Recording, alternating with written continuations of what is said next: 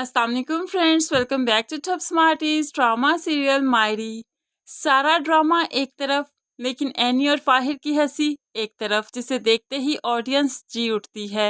दादी की डेथ के बाद आखिरकार वकील साहिब अपना काम पूरा करने आ ही गए। समीना और फाहिर के साइन लेते हुए ये घर और कारोबार उसके नाम कर देता है और हबीब बस देखता ही रहा। फाहिर जब कमरे में आया तो एनी बहुत ही उदास थी और बताने लगी, साइका पुप्पो ने दादी का सामान मुझे गरीब लोगों को तकसीम नहीं करने दिया, मैं तो ज़रूरतमंद लोगों को देना चाहती थी। तो यहाँ पर वो एनी के आंसू साफ करते हुए उसे खुशी की खबर बताने लगा। पता है दादी, जाते जाते क्या अच्छा काम कर गई। ये सारी प्रॉपर्टी जो मेरा हक था मुझे ही सौंप गई।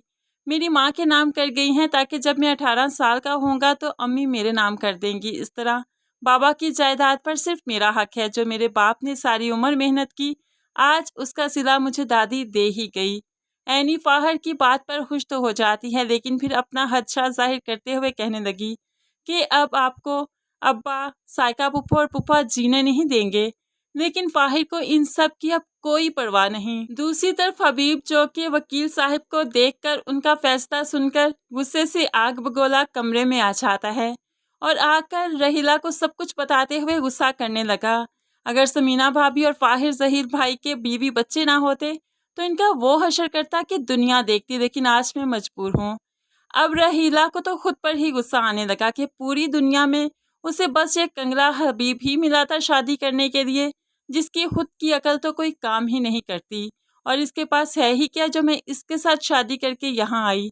रहीला के तो सारे हाँ भी धड़े के धरे रह गए, लेकिन बेशक उसके हाथ कुछ आए ना आए, लोगों को दुख देने से आज भी बाज नहीं आती। सब बैठे खाना खा रहे थे कि हबीब की एज का ही एक आदमी लेकर अंदर दाखिल हुई और पूछने पर बताया गया कि ये इस घर का होने वाला दामाद है। आयशा तो चीख उठी, क्या मसला है तुम्हारा, पागल तो नहीं हो गई, ये कैसी बातें कर रही हो। वो तो अपने आपे से बाहर हो गई कि साइका ने उसे संभाला, लेकिन आयशा को रहीला पर बहुत गुस्सा है कि एक थप्पड़ ही दे मारे उसे। तभी रहीला कहने लगी, इतनी ओवर एक्टिंग करने की ज़रूरत नहीं, ये फैसला मैंने अपने ओन पर नहीं किया, हबीब इसमें बराबर का शरीक है। उनका ये कहना है कि जैसे एनी ने गलत कदम उठाया, फायजा भी उस नक्शे कदम पर ना चल निकले, इसलिए अब हमें उसकी शादी करनी होगी। तो समीना भी बोलने लगी, आखिर तुम होती कौन हो उसका फैसला करने वाली। तो वो कहने लगी, सगी ना सही सुतेली ही सही, लेकिन माँ का रिश्ता तो है ना। दूर खड़ी एनी और फायजा ये सारा तमाशा देख रही थी। फायजा बहन के पीछे छुपी थर थर कांप रही थी, लेकिन एनी के साथ जो ज्यादती हो गई अपनी बहन के साथ होने नहीं देगी। वो कांपती रही और बोलती रही, ऐसा मैं नहीं होने दूंगी।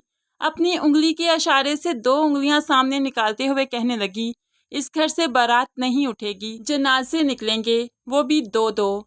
अब हबीब ने जब बेटी का ये रवैया देखा तो दंग रह गया, क्योंकि ये धमकी नहीं, एनी का फैसला था और इसके आगे अब हबीबी कुछ नहीं कर पाएगा। एनी अपनी बहन के साथ ज्यादती नहीं होने देगी, सबके सामने खड़ी हो जाएगी, ऐसे ही ये रिश्ता तो टल जाएगा। लेकिन आयशा बेटी को गले लगाकर बहुत रोएगी कि तुम में बहुत हिम्मत, बहुत हौसला है। सारी उम्र जो मैं अपने हक के लिए खड़ी न रह सकी वो तुम करती हो, मुझे तुम्हारा ये अंदाज बहुत पसंद है। इस तरह से वो एनी का शुक्रिया अदा करते हुए बेहद रोती है।